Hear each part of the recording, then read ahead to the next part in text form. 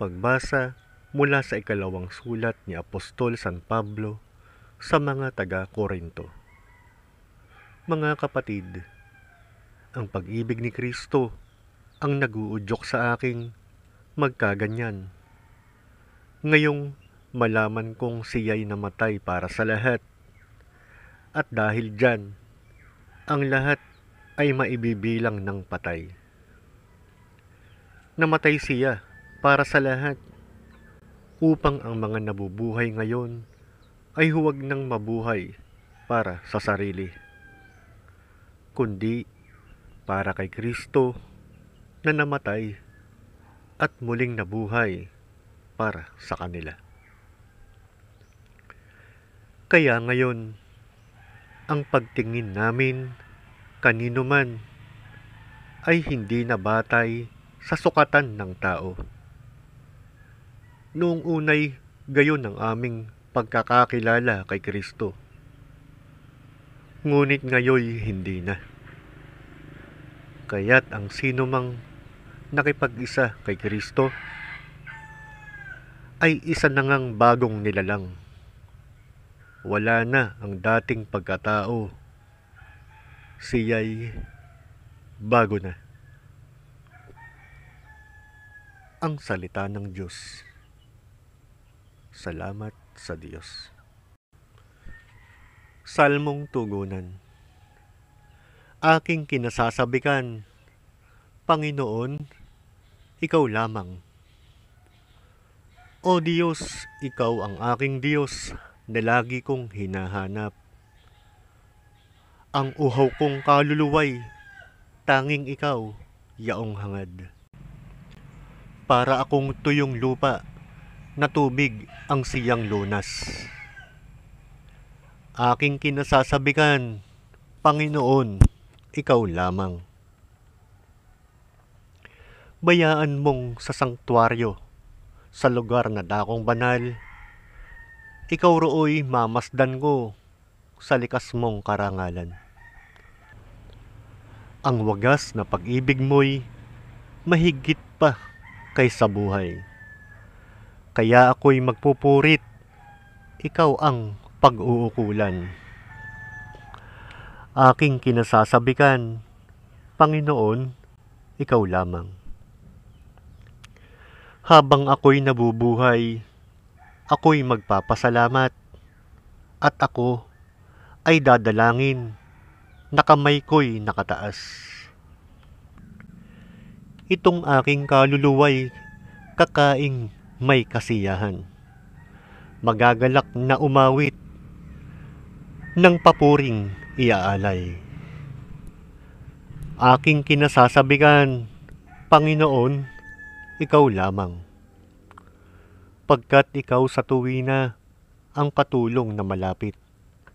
Sa lilim ng iyong pakpak, galak akong umaawit. Itong aking kaluluway sa iyo lang nang hahawak. Pagkat ako, kung hawak mo, kaligtasay natitiyak. Alleluia. Alleluia, alleluia. Ipahayag mo, Maria, na si Kristo'y nabuhay na. Libingan niya'y iyong nakita. Alleluia, alleluia. Ang mabuting balita ng Panginoon ayon kay San Juan. Papuri sa iyo, O Panginoon. Madilim-dilim pa ng araw ng linggo.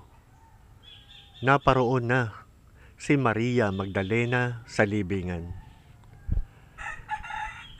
Naratnan niyang naalis na ang batong panakip sa pinto ng libingan. Dahil dito, patakbo siyang pumunta kay Simon Pedro at sa alagad na mahal ni Jesus at sinabi sa kanila, Kinuha sa libingan ang Panginoon at hindi namin alam kung saan dinala. Si Maria'y nakatayong umiiyak sa labas ng libingan. Yumuko siya at tumingin sa loob. may nakita siyang dalawang anghel na nakaupo sa pinaglagyan ng bangkay ni Jesus. Ang isa'y sa gawing ulunan at ang isa namay sa paanan. Tinanong nila si Maria, "Ale, bakit kayo umiiyak?" Sumagot siya, "Kinuha po nila ang aking Panginoon at hindi ko alam kung saan nila dinala." Lumingon siya pagkasabi nito at nakita niya si Jesus na nakatayo roon. Ngunit hindi niya nakilalang si Jesus iyon. Tinanong siya ni Jesus, "Bakit ka umiiyak? Sino ang hinahanap mo?" Akala ni Maria'y siya ang tagapag-alaga ng halamanan, kaya't sinabi niya, "Ginoo, kung kayo po ang kumuha sa kanya, ituro ninyo sa akin kung saan ninyo dinala at kukunin ko." "Maria," ani Jesus. Humarap siya at kanyang sinabi, "Rabboni," ibig sabihin, "Guro, huwag mo akong hawakan, sapagkat hindi pa ako nakapupunta sa Ama," wika ni Jesus.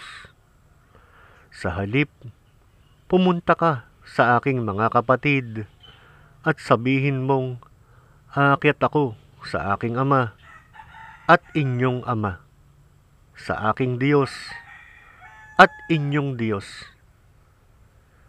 Kaya't si Maria Magdalena'y pumunta sa mga alagad at sinabi, "Nakita ko ang Panginoon," at tuloy sinabi sa kanila ang bilin ni Jesus. Ang mabuting balita ng Panginoon. Pinupuri ka namin, Panginoong Hesukristo.